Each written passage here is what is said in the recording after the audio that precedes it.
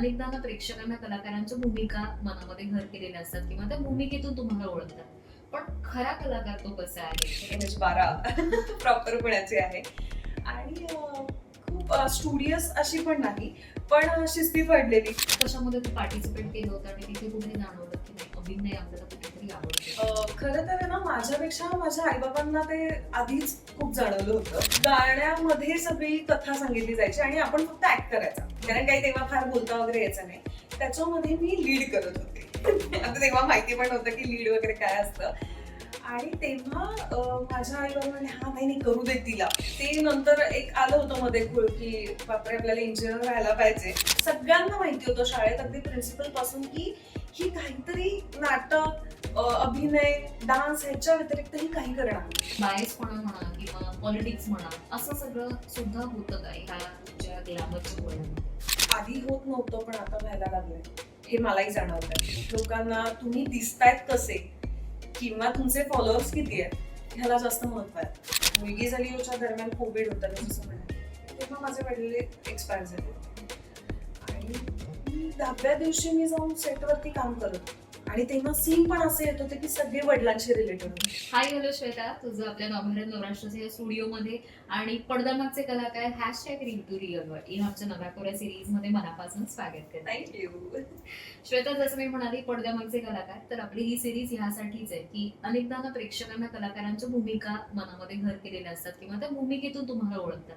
पण खरा कलाकार तो कसा आहे, त्याचं आयुष्य आणि त्याची जर्नी कशी होती, हे सगळ्यांनाच ऐकायला आवडतं. आणि आपण ह्या सगळ्या भागांमध्ये तुमच्याशी गप्पा मारतो, कलाकारांशी संवाद साधतो आणि तुमची जर्नी ऐकण्यासाठी आम्ही उत्सुक असतो. सो आज मी श्वेताशी गप्पा मारणार आहे आणि एक छान मैत्रिणी म्हणून आपण दोघी गप्पा मारूया आणि मी तुला अरे तुरे असं श्वेता. येस. तर श्वेता, बॉर्न अँड बॉटम म्हणजे बालपण कसं होतं, लहानपणीची श्वेता कशी होती? मी माझं पूर्ण शिक्षण, माझं बालपण, माझा जन्म सगळं पुण्यामध्ये झालं. ओके. त्यामुळे मी MH12 प्रॉपर पुण्याची आहे आणि खूप स्टुडियस अशी पण नाही, पण शिस्ती पडलेली. एकतर एकुलती एक असल्यामुळे खूप लाड असे नाही, पण आई ओरडायची, बाबा लाड करायचे, त्यामुळे ते इक्वली असं होत बॅलन्स होतं. हा बॅलन्स होत होतं. आणि त्यामुळे एक माहिती होतं की एक जबाबदारी लहानपणापासूनच होती की आपल्याला जे काही आई बाबा सांगतात त्या पद्धतीने सगळं करायचं आहे. त्यामुळे खूप सगळी वाहवत पण गेली असंही नव्हतं आणि एक अभ्यासाचा वचक आईकडून जो असतोच नेहमी आपल्याला, तो होताच. त्यामुळे एक छान मध्यमवर्गीय जसं कुटुंब असतं त्या पद्धतीने माझं शिक्षण, कॉलेज या पद्धतीने मी मोठी होत गेली. म्हणजे पुण्यातली मुलगी. येस. पण मग ही अभिनयाची आवड किंवा आपल्याला हे आवडतंय म्हणजे बालपणी असे काही आपण ड्रामा किंवा अॅन्युअल फंक्शन मध्ये आपण सगळं काही करतो, तशामध्ये तू पार्टिसिपेट केलं होतं आणि तिथे कुठे जाणवलं की नाही अभिनय आपल्याला कुठेतरी आवडतोय? खरं तर आहे ना, माझ्यापेक्षा माझ्या आईबाबांना ते आधीच खूप जाणवलं होतं. ओके. कारण मी I think junior senior KG ला असतानाच शाळेमध्ये एक नाटक बसवलं होतं, जे म्युझिकल नाटक होतं. तू बसवलं होतं ना? नाही, मी नाही. मी 3 वर्षाची होते. हा. ज्युनियर सिनियर म्हणजे छोटा गट हा. मोठा गट असतो हा. त्या दरम्यानची होती ती गोष्ट. तर तेव्हा म्युझिकल नाटक, हम्म. गाण्यामध्ये सगळी कथा सांगितली जायची आणि आपण फक्त ऍक्ट करायचा, कारण काही तेव्हा फार बोलता वगैरे यायचं नाही. त्याच्यामध्ये मी लीड करत होते. आता तेव्हा माहिती पण नव्हतं की लीड वगैरे काय असतं. आणि तेव्हा माझ्या आई बाबा म्हणे हा नाही करू दे तिला. आणि सुरुवातीला पहिलीच एंट्री होती की मी झोपलेली असते, पडदा उघडतो आणि आई बाबांना टेन्शन आलं होतं की ही उठेल की नाही त्या वेळेला, म्हणजे बरोबर. त्यांची भीती साहजिक होती. पण मी उठले, मी अख्खं नाटक वगैरे केलं आणि त्याला मला पहिला करंडक मिळाला होता. काय स्कूल कॉम्पिटिशन असेल त्याच्यामध्ये. आणि तेव्हा म्हटलं की नाही हिला आवडतंय. पण हेच आवडते की नाही हे कळण्यासाठी मग त्यांनी मला गाण्याचा क्लास, पेटीचा क्लास, तबल्याचा, असे सगळे क्लास लावले होते. पण मग मी त्यातला डान्सचा क्लास हा कंटिन्यू केला. मी विशारद केलं कथकमध्ये. आणि नाटकाचे मग जे काही पुण्यामध्ये समर कॅम्प असतात वगैरे ते मी करत होते. आणि मग व्यावसायिक नाटकं जी बालनाट्य व्हायची त्याच्यामध्ये मग आई बाबा सगळीकडे घेऊन जायचे. मग एक शो, दुसरा शो, असं करत करत खरं तर ती डेव्हलप होत गेली. म्हणजे त्यांनी ती डेव्हलप केली माझ्यामध्ये असं मला वाटतं. त्यांनी ते बरोबर ओळखलं की हिला हे आवडतं आणि ह्याचं शिक्षण देणं फार गरजेचं आहे. असं त्यामुळे त्यांनी ते ओळखलं होतं. पण तुला असं कधी जाणवलं की ह्या सगळ्या गोष्टी करताना की नाही यार हे आवड आपली सुद्धा आहे आणि ह्यामध्येच करिअर करायचंय? मला मी शाळेत असताना मला हे आवडायचं, म्हणजे मी वर्गात कमी आणि बाकीच्या कथाकथन स्पर्धा असेल किंवा गाण्याची स्पर्धा असेल इथेच मी जास्त असायचे. म्हणजे शाळेमध्ये मी ह्याचसाठी ओळखली जायचे की श्वेता म्हणजे कलेशी रिलेटेडच आहे. मी जर ऍक्टर नसते झाले तर मी कलेच्या संदर्भातलंच काहीतरी निवडलं असतं हे कन्फर्म होतं. ओके, कारण आपण डॉक्टर किंवा असं काही ठरवलं नव्हतं. ते नंतर एक आलं होतं मध्ये खूळ की बापरे आपल्याला इंजिनियर व्हायला पाहिजे. ते अर्थात आपल्या आजूबाजूला जे वातावरण असतं त्याच्यातून होतं. बरं. पण सगळ्यांना माहिती होतं शाळेत अगदी प्रिन्सिपल पासून की ही काहीतरी नाटक, अभिनय, डान्स ह्याच्या व्यतिरिक्त ही काही करणार नाही. म्हणजे असं नाही की मी अभ्यासात फारच वाईट होते, ऍव्हरेज होते, पण अगदी 90 वगैरे असं कधी पडले नाहीत मला मार्क. पण असं झालं होतं की नाही, मला शाळेत असतानाच जाणवलं होतं की नाही, मी ह्याच क्षेत्रात मला करायचंय. ओके. आणि मग सुरुवात कशी झाली, म्हणजे की आता एंट्री श्वेताने करिअर वाईज म्हणून ह्या क्षेत्रामध्ये घेतली आणि तो फर्स्ट अनुभव किंवा ती पहिली ऑडिशन म्हणा किंवा पहिली सिरियल आणि ती भूमिका, त्याच्या काही आठवणी? मी ना आधी एक तर असं सांगेन की माझी सुरुवात असं जसं मी म्हणाले होते की आपल्याला करायचं ह्याच क्षेत्रामध्ये, पण आपण जातो भलतीकडे. हो. तशी माझी थोडीफार झाली होती की माझ्या जवळपास मी ज्या क्लासला जात होते तिथे फक्त डॉक्टर आणि इंजिनियर असं झाल्यानंतरच तुम्ही हुशार असता असं एक मलय तयार झालेलं होतं. आणि मी ज्या काळामध्ये होते तेव्हा तर ते होतच. तर मी पण बाबा म्हटलं नाही नाही, मला इंजिनिअरिंगच करायचं. नको करूस, उलट होतं आमच्या घरामध्ये, तू नको जाऊस, तू ह्याच क्षेत्रामध्ये जा. आणि मी म्हणलं नाही, मला जायचंय. म्हणून मी IT इंजिनिअरिंगला ऍडमिशन घेतली डिप्लोमाला. ते 1 वर्ष केलं. 2 विषयांना मला एटीकेटी लागली. आणि विषय होतं की मला ते फ्रस्ट्रेटिंग होत होतं की मला काय म्हणतात कलेशी माझे क्लास नव्हते करतायत, मला नाटकाचे प्रयोग नव्हते करतायत आणि फक्त अभ्यास आणि ते संमिश्रण ह्याची सवय नव्हती. मग शेवटी वडील म्हणाले की बघ मग तू बॅकआउट करतेस का. आणि मला असं होतं की नाही, माझे फ्रेंड्स काय म्हणतील. आपण तेव्हा त्या आजूबाजूच्या लोकांना फार महत्व देतो. म्हणतात काही नाही, हे तेवढ्यापुरतेच मित्र असतात, तुला निर्णय घ्यायचा घेऊन मोकळी हो. मी घेतला निर्णय आणि बाबा म्हणत होते आर्ट्सला जा. पण सायन्स वरून आपण डायरेक्ट आर्ट्सला कसं यायचं. मी कॉमर्स केला 11वी. आणि 11वी कॉमर्स नंतर असं लक्षात आलं की मला अकाउंटचे क्लासेस करायला मला वेळ नाहीये. मग कॉलेजमध्ये सांगितलं की मला पुढे ढकला. म्हणजे बऱ्यापैकी कसे कसे मार्क पाडले आणि त्यांनी पुढे ढकललं. मग मी 12वी आर्ट्स केलं. सो माझं सायन्स, कॉमर्स, आर्ट्स असं सगळं केलं मी. आणि बाबांचं खूप आधीपासून क्लिअर होतं की मला ललित कला केंद्रामध्ये त्यांनी शास्त्र शिकायला पाहिजे, नाटक, तर तिथे मी जायला पाहिजे. सो त्यांचं आधी ठरल्यामुळे मग मी तिथे गेले. मग मी तिथे 12वी नंतरची जी काही एंट्रन्स एक्झाम असते वगैरे ती सगळी क्लिअर केली. आणि मग मी 3 वर्ष प्रॉपर नाट्यशास्त्र शिकली की जिथे माझा पूर्ण कोर्स ग्रॅज्युएशन त्याच्यातच झालं. आणि मग मी 2013 साली मुंबईत आले. ती म्हणजे असा माझा प्रवास होता की त्यांचा इतका फोकस क्लिअर होता, पण माझ्यामध्ये जरा असं झालं होतं की नाही नाही, असं कसं आपण करायचं, काहीतरी एक वेगळी डिग्री. ही मुलाखत जे कोणी ऐकत असेल ते बोलू असे आई बाबा आम्हाला मिळाले. ऍक्च्युली मला असं म्हणतात की यार तुझे आई बाबा फारच ग्रेट आहे. आणि ते खरंच आहे की त्यांच्यामुळे मी आज इथपर्यंत येऊ शकले की माझा आता फोकस क्लिअर की मी ह्याच्या व्यतिरिक्त मी काहीच नाही करणार. किती छान आहे. पण खूप महत्वाचे पॅरेंट्स म्हणून की आपल्या मुलाची म्हणजे बोलतो ना की त्यांचं मधलं टॅलेंट ओळखणं आणि तो प्लॅटफॉर्म त्यांना देणं. सो मुंबईमध्ये आता श्वेता आलेली आहे, इकडची जर्नी कशी होती? इथली खरंच खूप अवघड होती, कारण पुण्यातली असल्यामुळे ना मुंबईशी जुळवून घेणं माझ्यासाठी खूप अवघड होतं. की 10 दिवस झाले की मला व्हायचं की नाही, मला घरी जायचं, मी पुण्याला जाते असं व्हायचं. आणि बरोबर तळेगाव वगैरे यायला लागलं ना की तर पुण्याचा एक छान सुगंध यायला लागायचा. पण नंतर बाबा मला म्हणायला लागले की तू सतत जर अशी येत राहिली ना तर मग अवघड होईल. तुझे पूर्ण कर्मभूमी ही मुंबई आहे आणि तू त्याला आपलंसं केल्याशिवाय ती नाही तुला आपलंसं करणार. ह्याच्यातही परत त्यांचा असतो, जे म्हणतात ना आई वडील जे म्हणतात ना, ते खरंच एक गोष्ट असते की ती आपण ऐकली पाहिजे, जी आता ह्या वयात आल्यानंतर आपल्याला रिअलाइज होतं. मग अशाच ऑडिशन देत देत होते आणि एक दिवस पहिला फोन आला की ज्या सिरियलला मी लीडची ऑडिशन दिली होती. आणि मग ते म्हणाले की नाही नाही, एक असा 15 दिवसांचा रोल आहे की जो तू करशील का. एक थोडीशी मंद अशी एक मुलगी होती, पण तिचं लग्न झालंय, ती हनीमूनला गेली, पण कॉमेडी पण आहे ती, तर तू करशील का. हा, का नाही करणार. कारण तेव्हा ना असा फोकस नव्हता की आपल्याला फक्त लीडच करायचंय.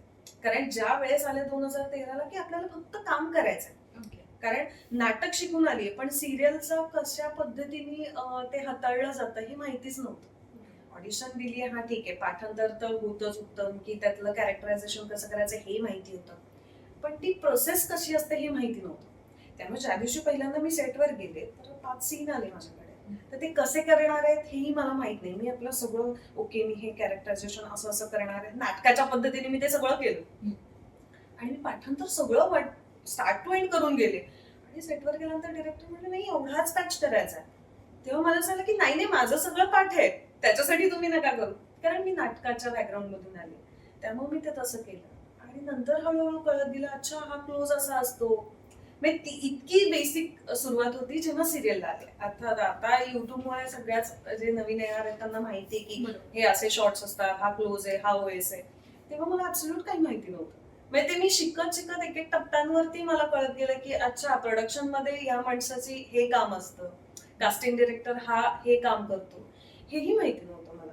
आणि मग तिथून ती जर्नी सुरुवात झाली शिकण्याची आणि Yes. पुढे जाण्याची. हो, हो. पण जेव्हा आपण एखाद्या क्षेत्रामध्ये काम करतो ना तेव्हा आपल्याला नेहमी असं असतं की लीड मिळावं किंवा नंबर 1 वरती असावं, ओळख असावी आपली एक वेगळी.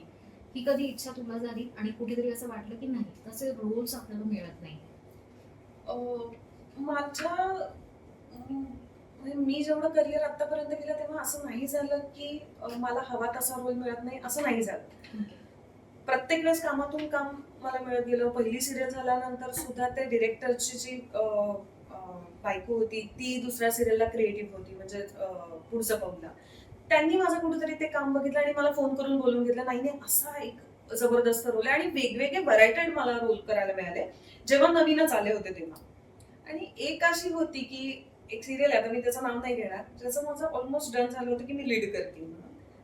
पण नंतर मला असं झालं की त्यातला एक मला वेगळा पार्ट करायला मिळाला. पण तेव्हाही असं होतं की प्रोजेक्ट चांगला आहे, मला त्यातला भाग होता येते, तो डिरेक्टर उत्तम आहे, मला त्याच्या हाताखाली काहीतरी वेगळं शिकायला मिळणार आहे, तर मी का सोडू की मला फक्त तो लीड पात्र नाही करायला मिळत आहे. आणि ते दुसरंही पात्र तितकंच चॅलेंजिंग होतं. सो मी असं नव्हतं ठरवलं की मला नाही फक्त मी लीड होती, कारण काय होतं फक्त लीड करायचंय ह्याच्यामध्ये आपण जर 4 कामं सोडणार असू आणि ते एक्सपिरियन्स जर आपल्या हातून सुटणार असतील तर मग काय उपयोग ऍज अन ऍक्टर म्हणून, असं मला वाटतं. आणि असं काही नाही की फक्त लीड केल्यानंतरच तुम्ही दिसता. बरोबर. कारण आता मी जिथून नाटकातून आलेली 2-2 मिनिटाचे रोल केलेले सुद्धा तितकेच मोठे झालेले आहेत. तुम्ही ते कसं करतायत आणि तुम्ही ते परसिव्ह करून लोकांपर्यंत कसं पोहोचवतायत ह्याच्यावरती माझा बिलीव्ह आहे. पण श्वेता मी विचारेन की अनेकदा कलाकारांकडनं असं असतं की टॅलेंट आहे त्यांच्यामध्ये पण त्या बेसिसचा रोल मिळत नाही आणि तो कोणाला तरी दुसऱ्याला मिळतो, त्याच्यापेक्षा आपण खूप अग्रेसर असतो तरीही तो इथे मिळत नाही. सो बायसपणा म्हणा किंवा पॉलिटिक्स म्हणा असं सगळं सुद्धा होतं का ह्या तुमच्या ग्लॅमरच्या वर्ल्डमध्ये? आधी होत नव्हतं पण आता व्हायला लागलंय, हे मलाही जाणवत आहे. आता 2013 साली आली मुंबईत आणि आता 2026 चालू आहे. काळ बदलत चाललाय, त्या पद्धतीने कास्टिंग सुद्धा बदलतंय. ऍक्टर्स म्हणून लोक बघत नाहीये. लोकांना तुम्ही दिसतायत कसे किंवा तुमचे फॉलोअर्स किती आहेत ह्याला जास्त महत्व आहे आता. म्हणजे, मी असं म्हणत नाहीये की रील्स करणारे सगळेच वाईट आहेत, पण जे म्हणजे काय म्हणतात 15 मिनिटांमध्ये सुद्धा काही जण दाखवणारे आहेत की खरंच ते क्रिएटिव्ह आहेत. म्हणजे मीही रील्स बनवते, ते आता ते क्षेत्र पूर्णपणे वेगळं आहे. त्यातले जे नाटक बॅकग्राऊंड असेल किंवा अभिनय ज्यांना माहितीये त्यांनी आलं तर अगदीच कधी पण मान्य आहे मला. पण काही जणांना अतिशय काहीच म्हणजे अजिबात काही येत नाही पण ते अभिनय येतो असं म्हणतात, तेव्हा फार वाईट वाटतं की जी लोक कष्टाने इथपर्यंत पोहोचलेली आहेत. फक्त मी माझंच नाही उदाहरण घेते, माझ्यासोबत अनेक जण असे आहेत की ज्यांनी खूप स्ट्रगल केलेलं आहे. मुंबईच्या बाहेरून येतात, इथे स्ट्रगल करतात आणि धडपड असते काहीतरी वेगळं करून दाखवण्याची.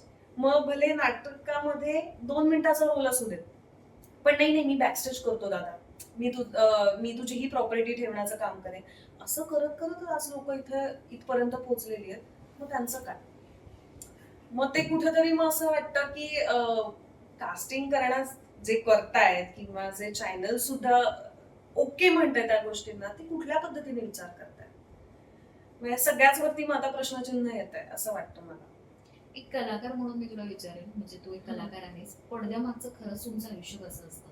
कारण डेली सोप्स असो किंवा नाटकं असो, तुमचे दौरे असतात, तुमचे टायमिंग फिक्स नसतात. त्यानंतर तुम्हाला टोच वरती सगळ्या बाजूने राहायचं असतं. म्हणजे तुम्हाला तुमचं फुल सुंदर सुद्धा दिसायचंय, तुम्हाला कॉम्पिटिशन सुद्धा हँडल करायचे आहे, तुम्हाला मूड स्विंग्स होतात, ह्या कुठल्याच गोष्टी हँडल नाही करायच्या. फॅन्सचे सुद्धा प्रेक्षक जेव्हा येतात तेव्हा त्यांना सुद्धा तुम्हाला हँडल करायचंय.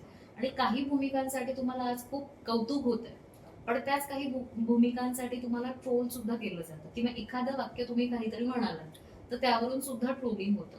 सो पडद्यामागचं कलाकाराचं आयुष्य जगणं जितकं एक प्रेक्षकांना म्हणा किंवा बाहेरून दुनियेला अरे वा किती छान ना, हिला किती फेम मिळतंय असं वाटतं, पण एक कलाकार म्हणून तुला कसं वाटतं? खरं तर ते खूप अवघड आहे. कारण ग्लॅमर आपण म्हणतो ते फक्त पडद्यावर असतं. पडद्याच्या मागे तुम्ही जो म्हणजे आता मी श्वेता म्हणून वेगवेगळी कॅरेक्टर करते, पण मी श्वेता म्हणून मध्यमवर्गीय फॅमिली मधलीच आहे. म्हणजे मी घरी जाऊन माझं शूट संपल्यानंतर मी घरी जाऊन माझा कप मीच मिसळणार आहे ना. त्याच्यासाठी माझ्याकडे खूप मोठी काही आता मी स्टाफ ठेवला वगैरे अशातला भाग नाहीये. आपण मराठी सिरियल मध्ये काम करतो किंवा मराठी माध्यम आहे आपलं. तिथे सगळेजण आणि सगळेच कलाकार तितकेच डाऊन टू अर्थ आहेत. जी काही आता मोठी मोठी नावं आहेत ती सगळी तितकीच ग्राउंड टू अर्थ आहेत. पण आपल्याकडे ना काही जण आता हिंदीचा एक तो थोडासा घेऊन येतात आणि एक मग मॅनेजर माझा बॉय, काही गरज नाहीये. आणि ते वातावरणही नाही आपल्या सेटवरती. सिरियल मध्ये काम करणं जितकं लोकांना सोपं वाटतं तितकं अजिबात नाही. तुम्ही 14 तास 16 तास फक्त काम करत असता. आणि तुम्ही बाहेर म्हणजे आता मी ज्या एक दिलोस्ती दुनियादारी जेव्हा सिरियल करत होतो ते स्टुडिओमध्ये होतं. त्यामुळे आतमध्ये येताना उजेड आहे, बाहेर गेल्यानंतर एकदम अंधार आहे. त्यामुळे ते जे काही संध्याकाळचं ते वातावरण आहे ते बघायलाच मिळत नाही. आणि इतकं फ्रस्ट्रेटिंग असतं कधी कधी. त्यामुळे आता माझी जी संस्था आहे त्याच्यामध्ये मला जे पालक आहेत ते मला म्हणतात की माझ्या मुलीला ना सिरियलमध्ये काम मिळालं पाहिजे. हो, पण ते किती अवघड आहे हे त्यांना माहितीच नाहीये. त्यांना फक्त दिसते हा ती टीव्हीवर दिसली, पण त्याच्यासाठी 12 तास त्या मुलीलाही तिथे बसायचंय. पालक म्हणून तुम्हाला ती तरी काम तरी करेल, तुम्ही नुसतेच बसून असणार आहात हे कळतच नाहीये. आणि ते खूप अवघड आणि फ्रस्ट्रेटिंग आहे. ज्याला जे आवडतंय ते आवडत्या मुलाला तर माहितीच नाहीये. ऍटलिस्ट आपण ह्या एजचे झाल्यानंतर तुम्हाला माहिती की मला हे आवडतंय म्हणून मला हे करायचंय. असे कित्येक जण आहेत की आलेत पण त्यांना कळलंय की हे 16 तास नुसतं बसणं फार अवघड आहे, ते निघून जातात. मग असं वाटतं की मग तुम्ही ती एक जागा का म्हणजे ज्या एखाद्या खरंच कलाकाराला जो इथे येऊन स्ट्रगल करतोय त्याची जागा तुम्ही घेतली. म्हणजे त्याचं ते उदरनिर्वाहाचं साधन होऊ शकलं असतं, पण तुम्ही तिथून निघून गेला. हा माझा बघण्याचा दृष्टिकोन आहे. कारण सगळेच जण मुंबईत राहत नाही. प्रत्येकाला इथलं भाडं भरायचं आहे, सर्व्हाइव्ह व्हायचं आहे. आणि परत तू म्हणतेस कसं की तुम्हाला एक छान दिसायचं आहे, एक वलय आहे जे की काम बोलतो तुमचं. तुम्ही म्हणजे तुम्ही माणूस म्हणून कसे आहात हे जास्त महत्वाचं आणि काम, बस याच्या व्यतिरिक्त काही नाही. मला संस्थेबद्दल ऐकायला आवडेल. तू जी म्हणालीस आता त्याबद्दल मला, म्हणजे त्याची सुरुवात आणि त्याच्या मागचं काही विजन की नाही हे आपण का करावं ह्याबद्दल मला. मी ऍक्च्युली ललित पासून झाल्यानंतर मी जेव्हा 2000 मुंबईत आले ना, तर तेव्हा असं व्हायला लागलं की हे मी करतेय पण मला नाटकाशी रिलेटेड काही करता येत नाही, तर मग आपण काय करू शकतो. तर मग 2018 साली आम्ही पुण्यामध्ये संस्था सुरू केली जी लहान मुलांची, ज्याच्यामध्ये फक्त नाटक शिकवलं जातं असं होतं. अर्थात आता त्याचे थोडेफार वर्जन्स वेगवेगळी झालेली आहेत, पण अशा ठिकाणी घेतलं की जिथे नाटक हा विषयच माहिती नाही, अशा ठिकाणी मी ते सुरू केलं. आणि मग मुलांना पहिलं वर्ष तर माझं सांगण्यातच आमचं गेलं की आपण नाटक म्हणजे काय. सगळ्यांना फक्त ते ग्लॅमर सिरियल रियालिटी शोज हेच माहिती होतं. मग ह्याला अभिनय म्हणतात आणि अभिनय हा सुद्धा शिकायचा असतो. म्हणजे मी शास्त्रीय नृत्य शिकल्या, मी कथक शिकल्यामुळे त्याचा एक सिलेबस आहे की ह्याचा रियाज करावा लागतो, गाण्याचा एक रियाज करावा लागतो, पण अभिनयाचा सुद्धा रियाज करावा लागतो हे माहितीच नाही की त्याच्यामध्ये सुद्धा तुम्हाला वेगवेगळे पैलू आहेत. अर्थात की त्याला एक मोजमाप नाहीये. जसं शास्त्र आहे, संगीताला आहे, कथकला आहे, भरतनाट्यमला आहे, तसं ह्याला एक विशिष्ट शास्त्र असं डिसाइड नाहीये, पण त्याचा अभ्यास केला जातो आणि मग ते माणसानुरूप वेगवेगळं होत राहतं. पण त्याला एक थिन लाईन सुद्धा आहे ना, ती तुम्हाला कुठेतरी ड्रॉ करावी लागते. आणि त्या पद्धतीने तुम्हाला अभिनय करायचा असतो. मग ते असं होतं ना की बऱ्याच वेळा की मी त्या कॅरेक्टर मधून बाहेरच नाही आले. नाही, त्याचं एक शास्त्र आहे, त्या पद्धतीने तुम्ही काम केलं तर तुम्ही येऊ शकता.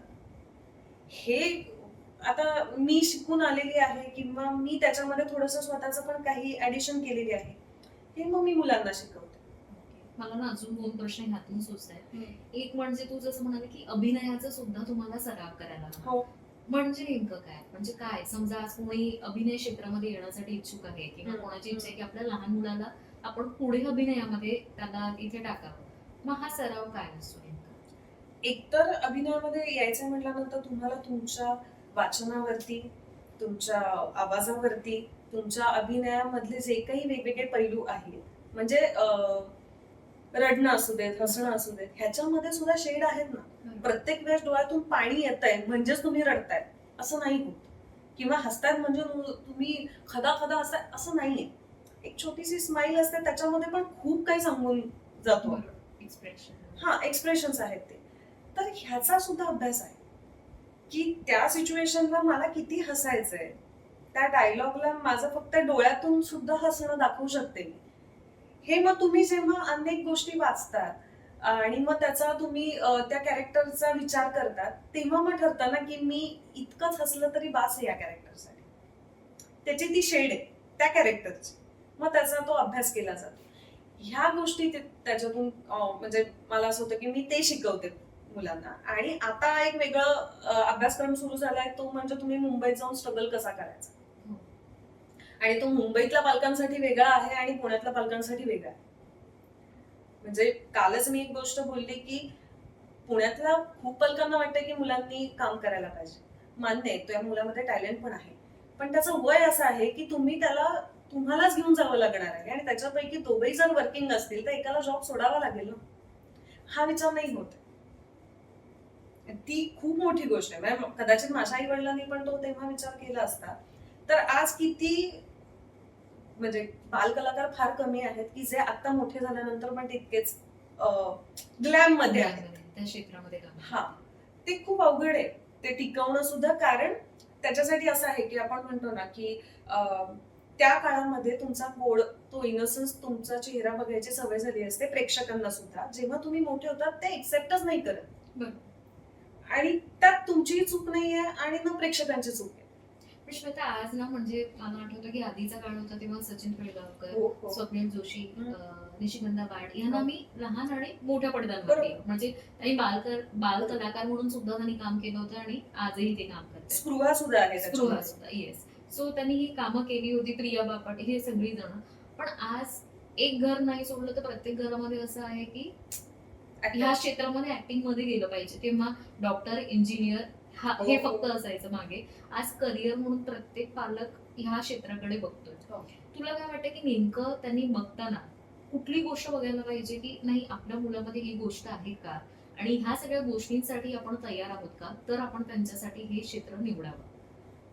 हो, कारण मुलामध्ये टॅलेंट खूप जरी असला तरी त्यातली थोडीफार नशिबाची पण साथ अपेक्षित आहे. आणि सर्वात महत्वाचं म्हणजे घरच्यांची साथ. एक एज येतं, त्या एज मध्ये सगळ्यांनाच वाटतं की नाही आपण ऍक्टर व्हायला पाहिजे, आणि आई वडिलांचा पण तेव्हा खूप सपोर्ट असतो. तो जातो तिथे, म्हणजे मुंबईत येतो, स्ट्रगल करतो, आणि एका पॉइंटला जेव्हा काही मिळत नाही ना, आणि मग तुमच्या सगळ्या गोष्टी फायनान्शियल गोष्टींपर्यंत येऊन पोहोचतात, तेव्हा मग आई वडील असं म्हणतात आता किती दिवस ना आम्ही बघायच्या गोष्टी, शेवटी तुम्हाला तुमचं करणं आलं पैशांच्या बाबतीत. मग तेव्हा त्यांचा वॅकआउट होतो आई वडिलांचा, आणि मग मुलाला कळत नाही की मी काय करू. आणि माझ्या कॉलेजमधला पण एक मित्र आहे की ज्यांनी तिथपर्यंत पोहोचलाय, आणि नंतर आई वडिलांची साथ गेल्यानंतर त्यांनी आत्महत्या केली, कारण तिथेही सक्सेस मिळत नाहीये आणि आई वडिलांचा जो सपोर्ट होता तोही गेलेला. त्यात आता आई वडिलांचं चुकतंय का की त्यांनी सपोर्ट काढून घेतला, तर नाही, ते त्यांच्या दृष्टीने बरोबर आहे, पण तुम्ही इतका सपोर्ट केला आहे की त्याला त्याची रियालिटी पण नाही दाखवून दिली आहे ना की तुम्हाला पैसेही कमवायचे, आणि मग जातोय जीव. हेही तितकंच खरंय. म्हणजे ह्याच्यामध्ये तुम्हाला काय म्हणतात, मेंटली स्टेबल राहणं आणि घरच्यांची साथ असणं खूप गरजेची गोष्ट, खूप जास्त.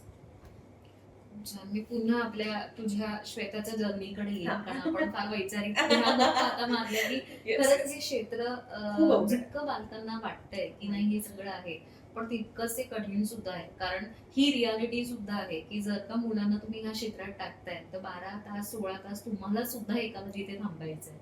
सो तो फायनान्शियल बॅलन्स त्यांना सगळ्या साधता आला पाहिजे आणि तो इनोसन्स सुद्धा माझ्या मते मुलांचा जपता आला जपता पाहिजे. आला पाहिजे. कुठेतरी तो सुद्धा हरवतोय का आजकाल?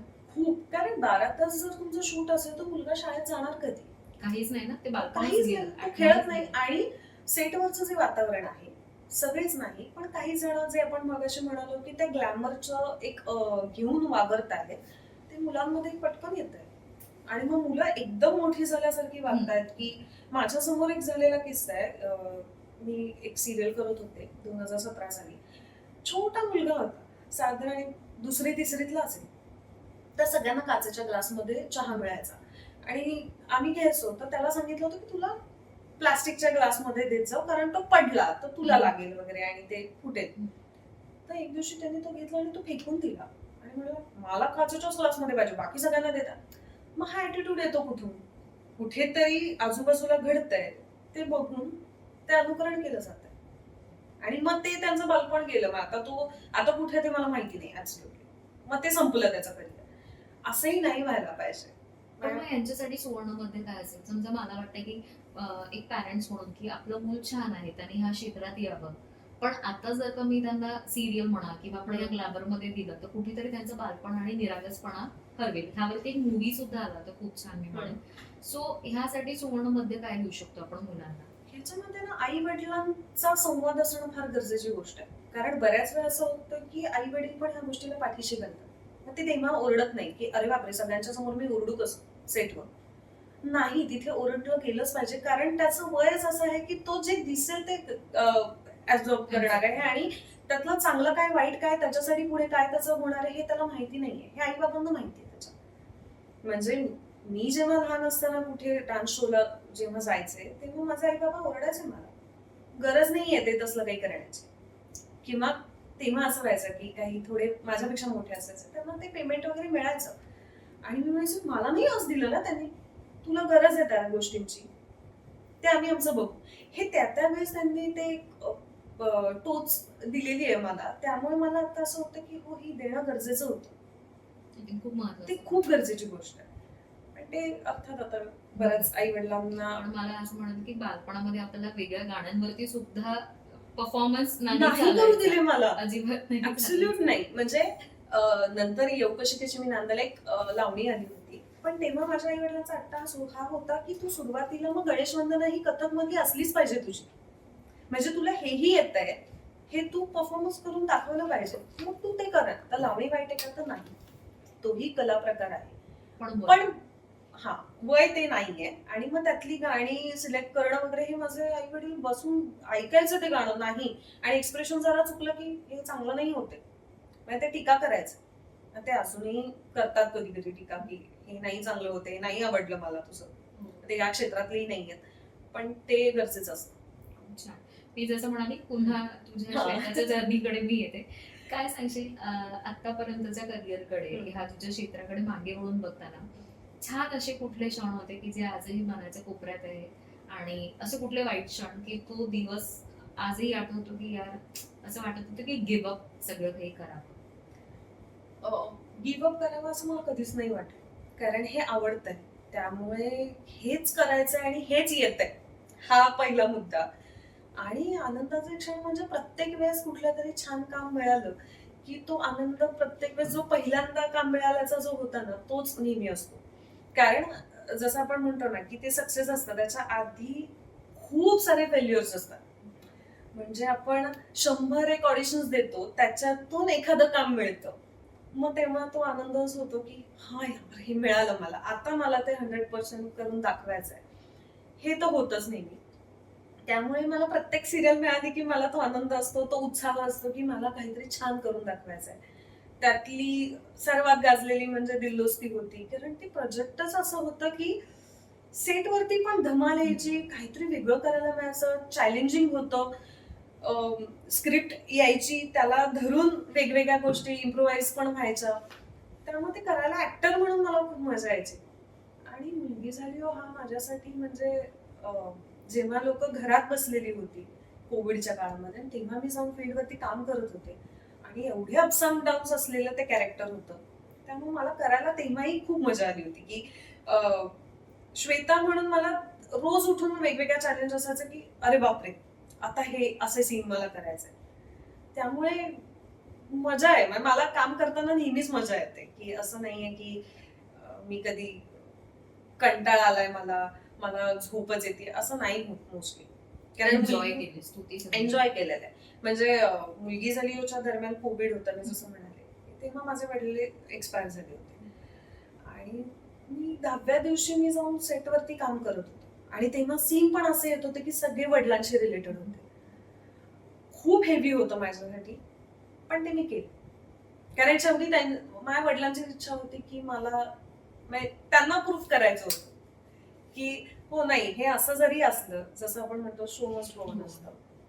आणि ते खरंच मी अनुभवलं तेव्हा. मी फक्त ऐकत होते इतर वेळेस की बरेच जण म्हणायचे की आज माझ्या वडिलांचा किंवा आईचं निधन झालं आणि मी प्रयोग केला. तेव्हा मी म्हणायचे काय होत असेल ना तेव्हा. ते मी खरंच फील केलं त्या जगली तू शांत. मी तो जगले. आणि ते पण मी महाराष्ट्रात नाही, तेव्हा मी नवसारीत जाऊन शूट करत होते आणि मी जसं म्हणाले मी एकुलती घरी, त्यामुळे माझी आई 1.5 महिना इथे होती महाराष्ट्रामध्ये पुण्यामध्ये आणि मी कुठेतरी बाहेरच होते जेव्हा तिला खरी गरज होती माझी. आणि तेव्हा मी जाऊन तिकडे शूट करत होते. पण तेव्हा फील झालं की हो ते सगळे जे कलाकार म्हणायचं ना ते मी फील केलं तेव्हा. किती कठीण होतं हे सगळं तू काय. बापरे खूप जास्त. कारण मी सर्वात जास्त माझ्या वडिलांशी अटॅच आहे. सगळ्या गोष्टी मी त्यांना शेअर करते कुठल्याही असू देत अगदी त्या. आणि तेव्हा सगळं काय म्हणतात ते सगळं सोडून आपण तिकडे जातोय आणि आपल्याला सीन पण असे येतात की ज्याच्यामध्ये आपलं मूल गेलंय आणि वडिलांशी भांडण झाले. बापरे असे होते ते सगळे. पण ठीक आहे म्हणजे एकच डोक्यात होतं तेव्हा की आता मी जर नाही म्हणले त्यांना शूट करायला तर हे माझ्या वडिलांना नाही आवडणार. कारण तेही तितकेच आहेत की काम जास्त पहिलं महत्वाचं आहे तुझ्यासाठी आणि ह्याच्यासाठी मी आज इथपर्यंत तुला आणून सोडलेलं आहे आणि आता फक्त मी नाहीये म्हणून तू का गिव्हअप करतेस. हेच डोक्यात ठेवून मी ते करत होते. आणि काय म्हणतात देवानी पण तेव्हा ऐकलं होतं की नवसारीमध्ये सगळ्यांना एक 4-5 दिवसाचा गॅप मिळायचा आणि माझी स्टोरीज अशी आली होती की मी 1.5 महिना एकही दिवस मला सुट्टी मिळाली नव्हती आणि मी 14 तास काम करत होते. ते वडिलांचे आणि देवाचे आशीर्वाद होते की त्यांनी मला अजिबात मोकळंच बसू दिलं नाही की मला तो विचारच येत नव्हता की अरे बाबा गेलेले आहेत माझे, हा विचारच नाही आला. कारण मोकळी अशी तर माझ्या मते ते सगळे कदाचित हा त्याचा नंतर आला. मी जेव्हा मला नवसारीवरनं जेव्हा आले तेव्हा तर एकदम सगळं बूम झालं होतं आणि मग मला खूप रडवायला लागलं कारण त्या दरम्यान मी रडलेही नव्हते. पण ते झालं. पण ती फेज अशी होती कुठेतरी डिप्रेशन म्हणा किंवा एन्झायटी आपण जे आजकाल बोलतो की एकदम आपण लो लेवलला जातो, तशी ती फेज होती की नाही. मी परत तेच म्हणेन की डिप्रेशन हा शब्द माझ्यासाठी म्हणजे ह्या क्षेत्राशी रिलेटेड नाहीच आहे. कारण माझ्या बाबांनी खूप डोक्यात ते माझं भरवलं होतं की जेव्हा तुझ्याकडे काम असणार आहे तेव्हा तू अप असणार आहेस आणि जेव्हा नाहीये म्हणजे तुझं सगळं संपलंय असं अजिबात नाही. कारण तुझी मानसिकता जर नीट ठेवलीस ना तर तू कायम अप्रोचेबल असशील आणि काम करण्यासाठी उत्साही असशील. कारण ह्या फील्डमध्ये ऑब्व्हियसली आपण जसं म्हणतो की डिप्रेशन आहे. माझे वडील यांना खरंच आता असं वाटतं की ते 25 वर्ष पुढचा विचार करणारे होते त्यामुळे त्यांनी आधीच याचा सगळा अभ्यास करून ठेवला होता आणि त्याच पद्धतीने माझ्या ते डोक्यात घातलं होतं की काम नाहीये तेव्हा डिप्रेस वगैरे व्हायचं नाही, त्याच्या व्यतिरिक्त आपण काय शिकू शकतो ह्याच्याकडे फोकस करायचा. हा म्हणजे त्यामुळे मी काम नाहीये तरी मी ओके असते. हा ठीक आहे मग आता काय करायचंय मी ओके वाचन वाढवेन मी काहीतरी वेगळं शिकेन मग त्याचा फायदा मला अर्थात त्याच्या पुढच्या प्रोजेक्टला होतो. मला श्वेता अजून काही किस्से म्हणजे आपण ह्याबद्दल बोललो पण अनेकांना तू कलाकारांना मोठ्या कलाकारांना सुद्धा त्यांच्या सोबत सुद्धा काम केलेलं आहे, वेगवेगळ्या भूमिका केलेल्या आहेत. काही असे मजेशीर किस्से सुद्धा की जे शूट करत असताना बिहाइंड द सीन्स असतील जसे तुमचे दिल दोस्ती दुनियादारीचे म्हणा किंवा इतर भूमिकांचे सुद्धा काही असतील किंवा नाटकांमधले काही किस्से की ते तू त्यांच्याकडनं ऑब्झर्व केलं आणि काही शिकलीस जसं की भरत जाधव यांचं सुद्धा तुम्हाला सांगितलं तसं काही. भरत दादांबरोबर मी तेव्हा ETV होतं आणि ती मी सिरियल करत होते की तू माझा संगात आणि डे शिफ्ट असायची रोज 7 ते 7 अशी. आणि तेव्हा त्यांना 7चा कॉल टाइम असायचा, पण त्यांना माहिती की 7च्या शिफ्टला 6:30चा कॉल टाइम असतो.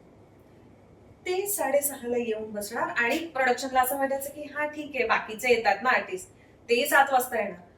पण ते 5 दिवस सलग येत होते 6:30ला आणि काही नाही, कोणाला काही का माझी व्हॅनिटी नाही आली किंवा माझी मेकअप रूमच उघडा, काही नाही. त्यांची एक फोल्डिंगची चेअर होती, ते गाडीतून काढायचे, ते बसायचे, पुस्तक वाचायचे किंवा काय त्यांचं मोबाईलवरती काम, शांत. मेकअप रूम उघडली की तो माणूस झाडून घ्यायचा आणि मग ते आत जाऊन बसायचे. आणि मला असं व्हायचं की आपण लेट नाही झालं पाहिजे, त्यामुळे मी हे सगळं ऑब्झर्व करत होते. तेव्हा एक गोष्ट लक्षात आली की एवढा मोठा माणूस जर एवढ्या शांत पद्धतीने सगळ्या गोष्टींना डील करू शकतो, तर आपण तर कोणीच नाहीये. आपण खूप छोटे आहोत या सगळ्या गोष्टींसाठी. फक्त आपल्याला दिलेलं काम आपण आपल्या त्या वेळेत पूर्ण करणं चांगल्या मनाने, बस. ह्याच्या व्यतिरिक्त काही नाही. लोक बरोबर तुमच्यापाशी येतात, हे त्या गोष्टीवरनं कळलं. अजून असं काही अशोक मामा आहेत. मी आता अशोक मामांबरोबर हो. सिरियल केली. ते सुद्धा परफेक्ट आहेत टायमिंगला. तर त्यांना 8:30ला येणार म्हणजे येणार. ते त्यांचा मेकअप करणार, मी रेडी आहे, माझी स्क्रिप्ट आहे, मी वाचली, ओके. सेटवर गेला तर काय करायचंय हे सांगा. बाकी आजूबाजूला काहीही नाही, फक्त काम करायचं.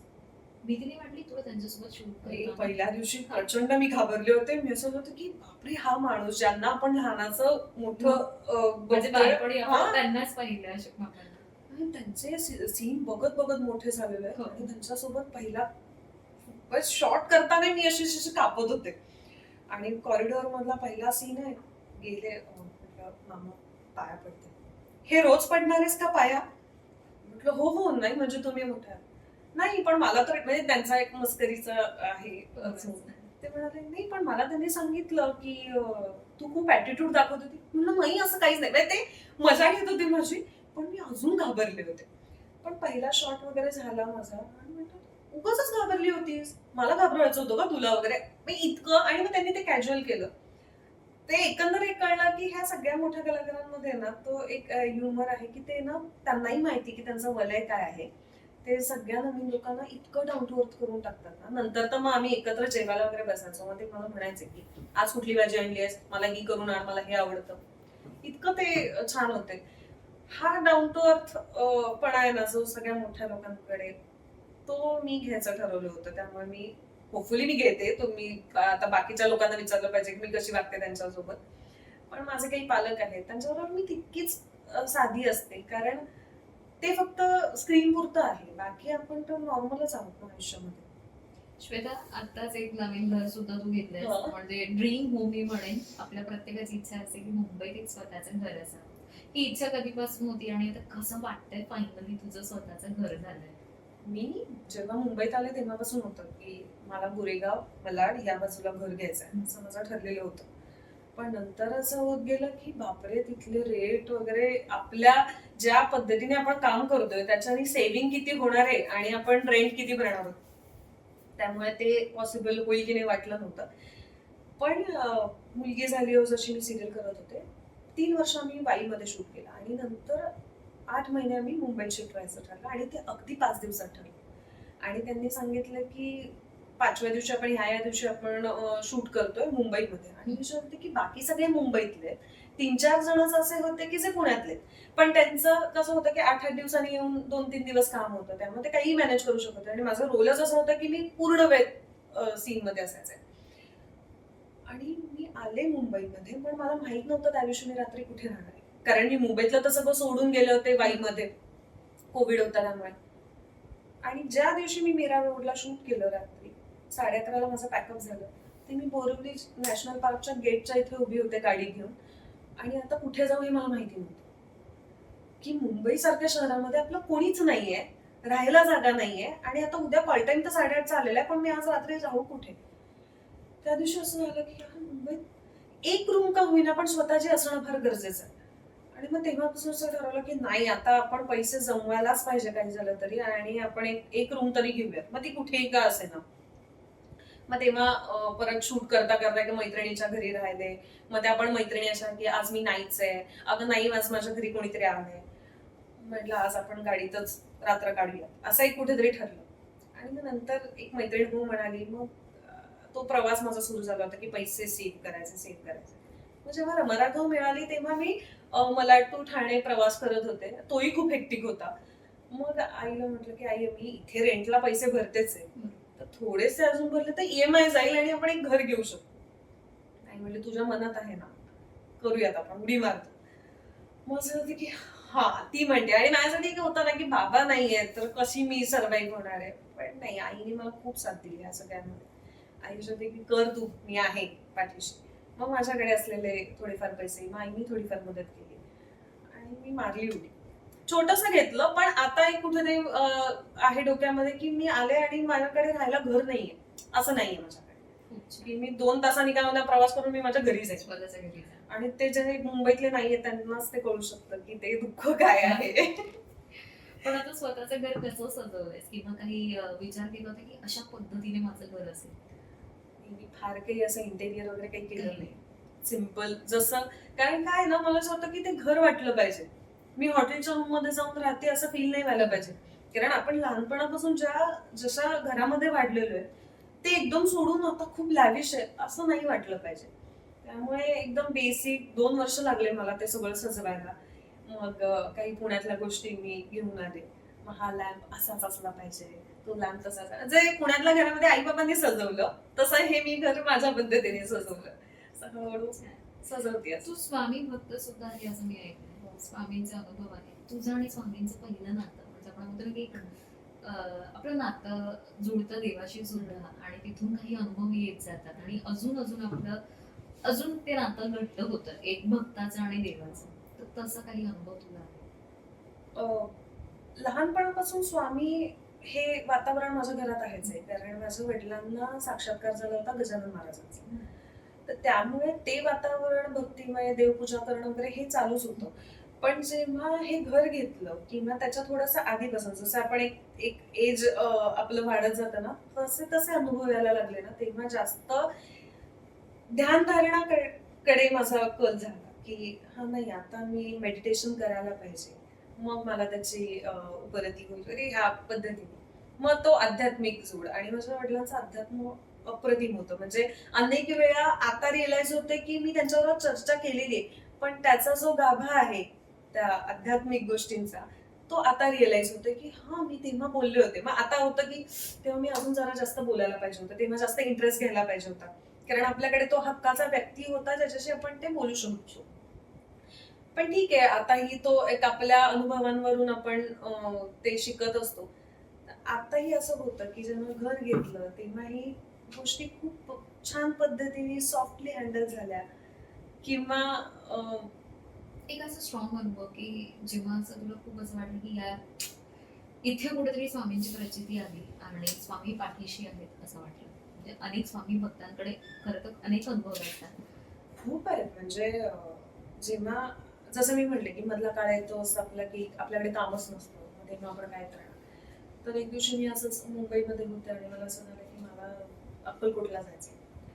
गाडी काढली, 10 तासाचा प्रवास आहे, मी एकटीच जाऊन वगैरे आले. आणि दुसऱ्या वेळेस आईला म्हटलं की आई आपण पण जाऊया दोघीजणी. आणि तेव्हा मी खूप आयुष्याच्या अशा फेजमध्ये चालले होते की मला रस्ते सापडत नव्हते. मी आईला घेऊन गेले तिकडे, आणि तिथे गेल्यानंतर मी अन्नछत्रात, कारण वेळ असतो ना की आपल्या मुंबईत पण यायचं असतं, तर मी कधी जेवायला थांबत नाही. आणि आई अशी होती की नाही, अन्नछत्रातच जेवायचं झालं. जेवून वगैरे आलो आणि मी फक्त स्वामींना म्हणत होते की मला मार्ग दाखव, मला मार्गच सापडत नाहीये, मी सगळीकडून ब्लॉक झालेली. तर गाडीच्या इथे आले आणि एक 4-5 कुत्री होती तिथे, आणि तिथून जाताना एक कुत्र असं होतं की ते सतत मागे येत होतं, आणि मला खरं तर भीती वाटते कुत्र मांजरी अशी असली की. आणि त्याला हाडही म्हणता येत नव्हतं, कारण हे माहितीये की ते दत्ताचं वाहन आहे. सो मी म्हटलं की येते आईने मला बाजूला घेतलं. म्हटलं आई कदाचित मला भूक लागली. मग आई म्हणली ना माझ्याकडे बिस्किटचा पुडा आहे म्हणून मी देते. तर आई बसली गाडीमध्ये आणि मी त्याला पार्किंगच्या इथे त्याला खाऊ घालते, आणि ते पण लांबून लांबून की ते आला हातामध्ये तर काय. तर ते दिलं त्याला, आणि त्याने अख्खा पुडा असा बसून, आणि त्याचा आहे ना एक डोळा थोडासा गेलेला होता आणि एक बाजूचे ती केस वगैरे असे गेलेले होते. म्हटलं जाऊ दे, खाल्लं त्यांनी. आणि मी त्याच्याशी बोलतेय, हवाय का तुला अजून वगैरे. तो तरी बसून राहिला. म्हणून आईला म्हटलं दे आई दुसरा पण बिस्किटचा पुडा, असं म्हणून मी जस्ट वळायला आणि तो गायब होता. म्हणजे मी त्याला गाडीच्या खाली बघितलं, मी इकडे तिकडे जाऊन बघितलं, मला सगळी कुत्रे दिसली पण तोच नाही दिसला. मला आताही अंगावर काढलं की कदाचित मी त्यांना म्हणत होते की तुम्ही मला काहीतरी हिंट द्या, मला दर्शन द्या, माझ्या हातून काही चुकलं असेल तर ते तरी मला सांगा. आणि ते कुत्रे आलं, ते एक अख्खा बिस्किटचा पुडा खाल्ला, तो गायब झाला. मी सगळीकडे म्हणजे ऑलमोस्ट मी बाहेर जे मंदिर आहे तिथपर्यंत जाऊन बघितलं पण मला तो कुत्राच दिसला नाही, शेवटपर्यंत दिसला नाही. आणि ज्या दिवशी मी पुण्यात आले, आई आणि मी, आणि त्या दिवशी मला एकदम सगळे मार्ग मोकळे झाल्यासारखे दिसले. सगळ्याचे दिशा दिसल्या मला की मला ह्या दिशेने जायला पाहिजे, मला ह्या. मला असं होतं की कदाचित ते त्या रूपात आले होते आणि त्यांनी मला ते माझ्या हातून खाल्लं त्यांनी आणि त्यांनी मला मार्ग दाखवला. म्हणजे ते बरोबर, आणि बरोबर ते कुत्रा झालं, ते दत्ताचं वाहन झालं आणि त्यांनी मला मार्ग सगळे मोकळे करून दिले. म्हणजे येऊन खरं तुम्ही म्हणून अनुभूती दिली तुला खरंच. आणि त्या दिवशी मी तिथून आम्ही तुळजापूरला चाललो होतो, त्या अख्ख्या प्रवासामध्ये मी आणि आई फक्त शांत होतो, कारण ते तिने पण बघितलं ना. पण ती पण माझ्यासोबत शोधत होती की हे झालं कसं. खूप मॅजिक होतं ते, खरंच मॅजिक होतं. स्वामी म्हटलं की मॅजिक आलंच. श्वेता, आता पुढचे प्लॅन्स काय? म्हणजे सध्या भूमिका सुद्धा असो किंवा नाटक असो, सिरियल्स असो, किंवा तुझं आपण बघतो आम्ही दोघी सुद्धा सोशल मीडियावरती सुद्धा तू ऍक्टिव्ह आहे, तुझी संस्था सुद्धा आहे जिथे तू मुलांना शिकवते. काय विचार केलाय फ्युचर भविष्याचा, किंवा काय आता पुढचे प्रोजेक्ट प्लॅन्स काय आहे तुझ्या प्रेक्षकांना, फॅन्सला काय सांगशील? मला माझी संस्था तर खूप मोठी करायची आहे आणि त्या संस्थेमधून की नाटक ह्या विषयाचा जो प्रचार आहे तो करायचा आहे. शिवाय ह्या आपल्या फील्ड बद्दलची जी काही माहिती आहे, जी लोकांना माहितीच नाहीये, ती मला पोहोचवायची आहे. ते ग्लॅमर फक्त नाहीये, कष्ट खूप आहेत, हे पोहोचवायचं आहे. आणि माझं काय, सिरियल्स तर मला करायच्याच आहेत, कारण मला सिरियल करायला आवडते. मला एकंदर आता ह्या इतक्या वर्षांमध्ये लक्षात आलेलं आहे की मला सिरियल हा पॅटर्न करायला खूप आवडतो, कारण तुम्हाला रोज रियाज आहे. जे असं म्हणतात हा ठीक आहे आलाय सीन, हा करूया, असं नाही होत माझं. मला रोज गेल्यानंतर कितीही ते कॅरेक्टर माहिती असेल तरी मला असं होतं की हा यार, आता ह्या सीन मध्ये मला काहीतरी करायला मिळेल, मी हे काहीतरी वेगळं करून बघेन. हा माझा रियाजाचा भाग असं मला वाटतं. त्यामुळे मला सिरियल करायला खूप आवडतं. जेव्हा मला ललित मधून मी पास आउट होते, मला बरेच जण म्हणले सिरियल करणार आहेस तू, पण नाही, मला ते उलट जास्त चॅलेंजिंग वाटतं. इतके तास काम करणं सुद्धा असू देत आणि तुम्हाला त्याच कॅरेक्टरचं काय, जितके काळ ती सिरियल चालेल तोपर्यंत तुम्हाला ते सातत्याने तेवढंच जिवंत ठेवायचं ते कॅरेक्टर. हे किती म्हणजे चॅलेंजिंगच म्हणायला पाहिजे ना तुम्हाला, की तुम्हाला सतत अपडेट राहायचंय त्या सगळ्या गोष्टींमध्ये. आणि सोशल मीडिया एक्सप्लोर करतेय मी खरं तर, कारण जसं तू आम्ही दोघीचं म्हणलं, ते 15 सेकंदामध्ये ते बसवणं स्क्रिप्ट हे वेगळंच आहे काहीतरी. त्यामुळे मी तेही एक्सप्लोर करून बघते की तिथे छोटे रील्स करून बघायचं. आणि युट्यूब चॅनलचा आता एक प्रवास सुरू केलाय, तोही वेगळा आहे जरा. पण ते एडिटिंग, मग ते थंबनेल कसं बनवायचं, मग हे जेव्हा काम नसतं तेव्हाचा हा माझा आहे की हेही एक्सप्लोर करून बघायला पाहिजे हे, कारण आता मोठं होत आहे हे पण. ही युट्यूबची काय आहे स्टेज, ती पण मोठी होती, मग ती पण आपण आजमावून बघायला काय हरकत आहे, असं होत आहे मला. त्यामुळे मी ते युट्यूबचे ब्लॉग वगैरे ते पण करते. थोडं ते अवघड जात आहे मला, पण एक्सप्लोर करते ते. छान, म्हणजे वेगवेगळ्या गोष्टी ऍट अ टाइम तुझ्या चालू आहे आणि मल्टीटास्किंग करते असं मी म्हणते. आणि ते करायला पाहिजे आता आताच्या जगामध्ये, कारण नाही तर तुम्ही एकच करत बसला तर मग लोक आपण मागे पडू. टॅकल करता आलं पाहिजे असं वाटतं. खूप छान म्हणेन, खूप छान असा संवाद झाला, गप्पा झाल्या. म्हणजे श्वेताशी सुद्धा आपण छान संवाद साधला आणि त्यासोबतच वैचारिक गप्पा सुद्धा आपण खूप छान लागल्या. आणि तुझा स्वामींचा अनुभव तर माय गॉड बेस्ट होता असं म्हणेन संपूर्ण आपल्या टॉक मध्ये. श्वेता, एक शेवटचा आपला सेगमेंट आहे की ज्याच्यामध्ये आपण अनेकदा मी म्हणते की आपण गृहीत धरतो आपल्या सोबतच्यांना सुद्धा, किंवा ठीक आहे ना सांगायचं होतं आणि कधी कधी ते सांगायचं राहून जातं आणि तो वेळच येत नाही, कारण आता ती व्यक्ती आपल्या सोबत नाही आणि आपल्याला त्यांना ते सांगता येत नाही, ते राहून गेलं. हा मॅजिकल कॉल मी म्हणेन. हा कॉल जाईल, आय थिंक हा कॉल जर का बाबांना गेला आणि बाबांशी जर का आज तुला काही संवाद साधायचा असेल आणि आज ते ऐकतायत असं मी म्हणेन, तर काय त्यांच्याशी संवाद करशील, काय फोनवर बोलशील? सो मी पहिले तर टक टक टक मॅजिक कॉल गेलेला आहे आणि हा बाबांची संवाद साध.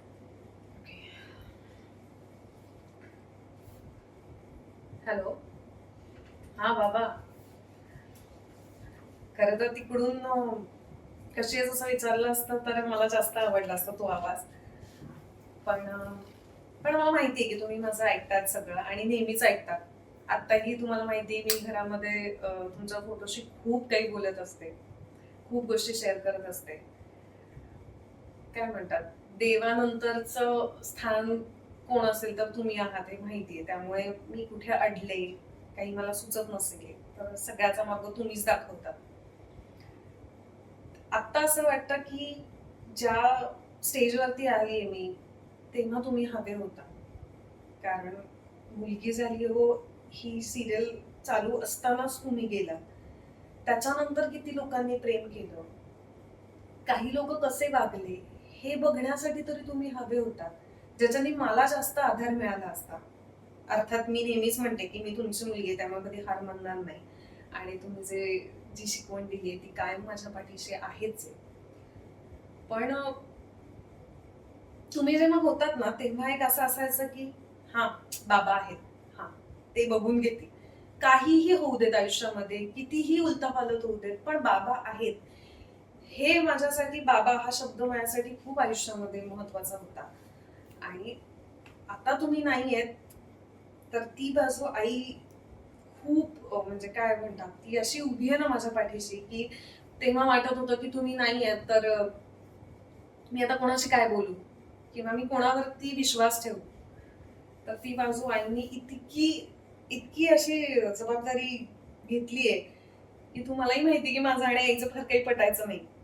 ती तुम्हाला भीती होती की तुम्ही नेहमी वाक्य म्हणायचं मी आहे म्हणून तुमचा नीट संवाद होतोय, नाहीतर अवघड होतं तुमच्या दोघींचं. पण आज परिस्थिती खूप वेगळी आहे. ती आणि मी एकमेकींसाठी ज्या पद्धतीने उभ्या आहोत ती खूप वेगळी गोष्ट आहे. म्हणजे कधी कधी मलाही नवल वाटतं की अरे बापरे आईनी ही रिॲक्शन अशी दिली आहे जी की इतक्या वर्षात त्यांनी कधी दिली नव्हती.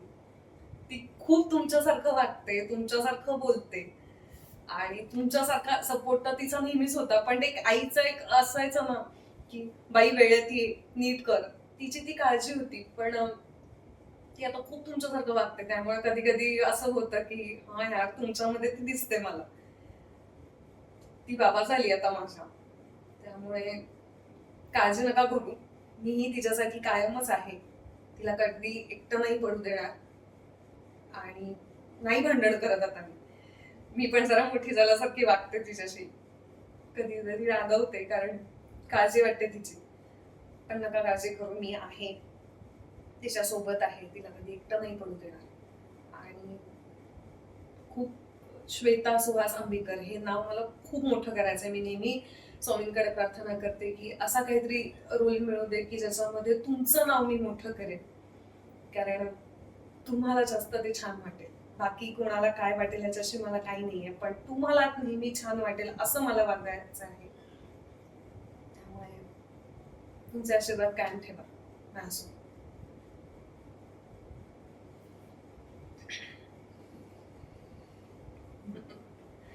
बाबा खूप जवळ होते ना.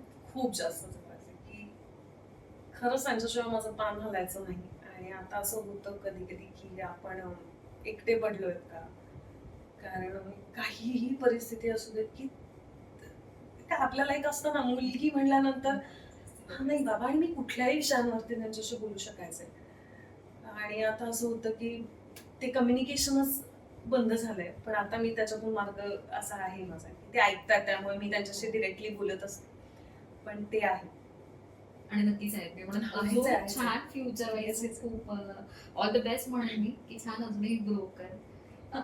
अजून छान छान आपल्या मुलाखती वेगवेगळ्या विषयांवरती तुझ्यासोबत होऊ दे. आणि जे तू म्हणालीस नाव सुहास, श्वेता सुहास आंबेडकर हे नाव अजून छान मोठं होऊ देस. थँक्यू पुन्हा एकदा श्वेता, Thank तू you. आज इथे आलीस आणि आपला छान हा संवाद आणि गप्पा झाल्या की त्यासाठी पुन्हा एकदा थँक्यू थँक्यू.